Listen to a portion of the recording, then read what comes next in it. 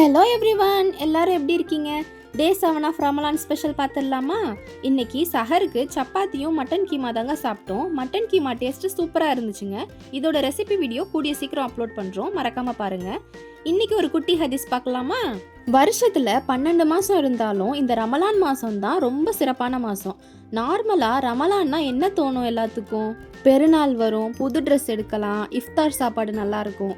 ஆமா, நோம்பு கஞ்சி கிடைக்கும், பிரியாணி கிடைக்கும், நல்லா வெரைட்டியா சாப்பிடலாம்னு நினைப்போம்.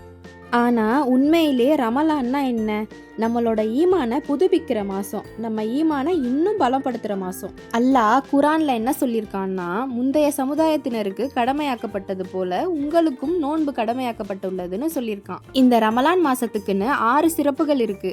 அதுல முதல் விஷயம், இந்த ரமலான் மாசத்துல தான் குரான் பூமிக்கு இறக்கப்பட்டுச்சு. இரண்டாவது சிறப்பு என்னன்னா, சொர்க்கத்தின் கதவுகள் திறக்கப்படும், அதே மாதிரி நரகத்தின் கதவு மூடப்படும். மூணாவது சிறப்பு, ஷைத்தான்கள் எல்லாம் விலங்கிடப்பட்டிருக்கும். நாலாவது சிறப்பு என்னன்னா, இந்த மாசத்துல செய்யற ஒரு உம்ரா ஹஜ்ஜு செய்யறதுக்கு சமம். அஞ்சாவது சிறப்பு, 1000 மாசத்தை விட சிறப்பான லைலத்துல் கத்ர் இரவு இந்த மாசத்துல தான் இருக்கு.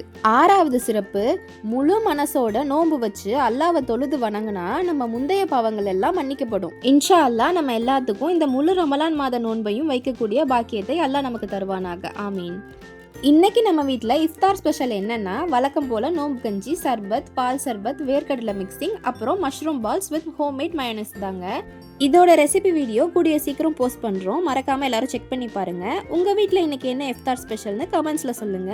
ஓகேங்க, நான் வேற ஒரு வீடியோல பார்க்குறேன். பாய்.